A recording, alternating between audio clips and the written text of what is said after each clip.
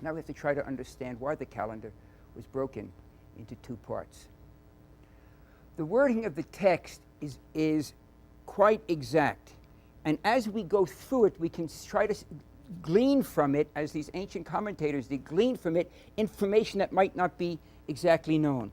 Now the first text, the sentence opens as follows.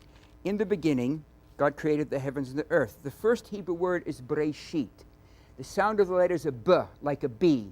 Now Hebrew we read from right to left. So Hebrew is read in this direction. Okay? The first letter is written like this, a beit. That's the second letter of the Hebrew alphabet. It means a house. Beit also means directly means a house as well, because we are within a house of God. That's why the first letter is a beit. But there's a cosmic piece of information. 2,000 years ago, in recording writings that we have till today, the question is asked, why does the Bible begin with a letter that is shaped like this? Remember, we're reading from this direction to this direction.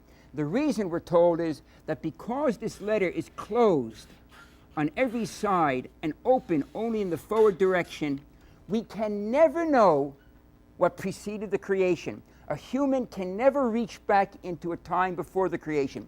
We can study the science afterwards, but from the beginning, on this side of the line, it is forever closed to human observation. We would assume at this side we have spirituality, God, however you want to say that word, but we can never delve into it. We can only know what we have here in our world. And the first letter tells us this. Amazingly, science has come to say the exact same thing.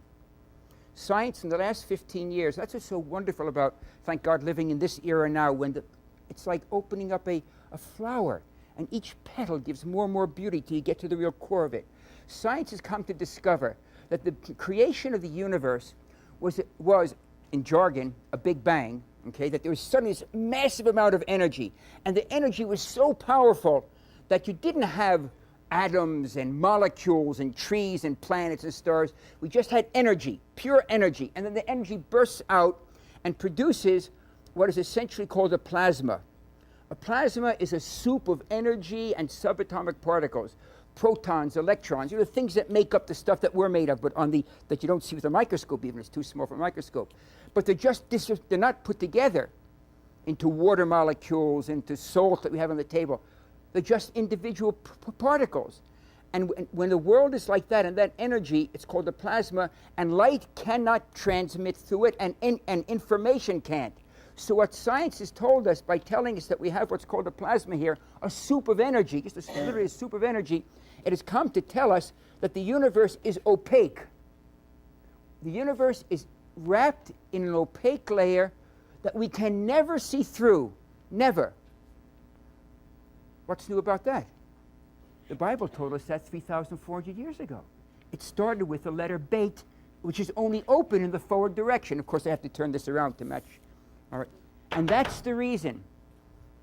I want to read you now a quote from a professor, Robert Jastrow. Robert Jastrow is a heavyweight. He's director of the Goddard Institute of Space Studies, NASA. I have the good fortune to work for NASA from time to time. A professor of astronomy and geology at Columbia University. Okay, he's a person deeply involved in the cosmos. Here's how he starts the article. I'm not going to read the whole thing, don't worry. When an astronomer writes about God, his colleagues may assume he's either going over the hills or going bonkers, mixed up in his head. In my case, it should be understood from the start that I am an agnostic in religious matters. Okay? It's an agnostic writing. He has no vested interest. An agnostic, a person that says he doesn't know, maybe there is, maybe there isn't a God. Okay, lots of people are like that. Here's the closing of the article. He's talking about the fact that the universe, that physics has discovered that the universe is opaque, that we can never see the beginning. Now we would like to pursue that inquiry further back in time, to the beginning of time, to the actual creation. But the barrier to further progress seems insurmountable. It's not a matter of another year, another decade of work, another measurement, or another theory. At this moment, it seems as though science will never be able to raise the mystery, to raise the curtain on the mystery of creation. For the scientist who has lived by his faith in the power of reason, the story ends like a bad dream. He scaled the mountains of ignorance. He's about to conquer the highest peak. As he pulls himself over the final rock, he's greeted by a band of theologians who've been sitting there for centuries. He's been greeted by a band of theologians who've been sitting there for centuries.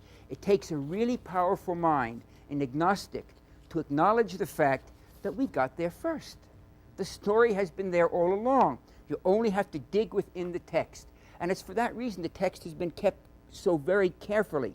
There are museums now from the Dead Sea, have what's called the Dead Sea Scrolls. I don't know if you've been to see the Dead Sea Scrolls at all. Yes? It's amazing. Now, these date back to over 2,000 years. Some of them are dated to 2,200 years old with radioactive dating. The texts are essentially an exact match to the Bible. I mean, it's overwhelming.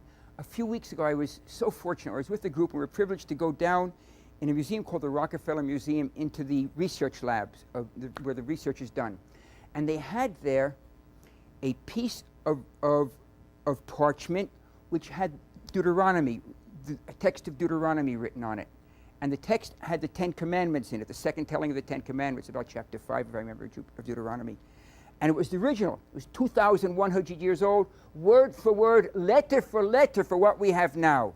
Extraordinary fidelity. But what it means is then you can use this information, like the first letter being the ship. You can dig into the text, and there's information in there. And that's what we'll do now, but basing it only on two sources of information. Modern peer-reviewed science, no make-believe science, modern science that secular scientists see as being valid, because then they have no vested interest in matching the Bible if they're secular scientists. And then ancient biblical commentary, the text itself, and commentaries that date back 1,000 and 2,000 years. No modern biblical commentary, because modern commentators know the science, even if they only get it from the local newspaper, and there's this unfortunate attempt to bend the Bible to match science, or bend science to match the Bible. Don't need to bend, my friends. What's so amazing is, just as it should be, the Bible and the science fit like a hand in the glove, because they're both the product of the same creation. It's not like they're two creations. There's one, and that's what we're seeing. So we have here 6 days that are separate. Why separate? Again, because there was evening, there was morning. There was evening, there was morning. And then we have 6,000 years of time that flow from Adam. I only want to discuss now the 6 days. The flow of civilization is amazing. And the fact that we're here in Jerusalem right now is amazing. I mean, it's just mind-boggling. You know, if you think, just as an aside, having nothing to do with the talk tonight, but I see people come to the Western Wall area, the Wailing Wall area. And because I live here, so I'm a dual citizen. I'm an Israeli and an American. Thank God we have 5 kids here. 2 of my boys are in the Israeli army at the moment. They're both officers. I'd rather have them in college, but that's the reality at the moment. One is stationed in Beit Shalom, the other's in the northern part of the country.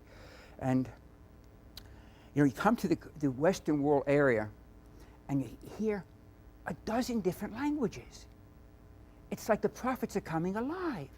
You hear Oriental languages and African language and North American languages and South American. I mean, every place in the world is represented here. It's just an extraordinary fact. And yet to think about it, and again, I apologize because this has nothing. You probably heard this from Zola, maybe. I apologize for just going off on this. But what does Jerusalem have? There's no oil. There's no uranium. We got to pump the water in. They have water shortage. You know, there's no water. There's no gold or anything underneath it.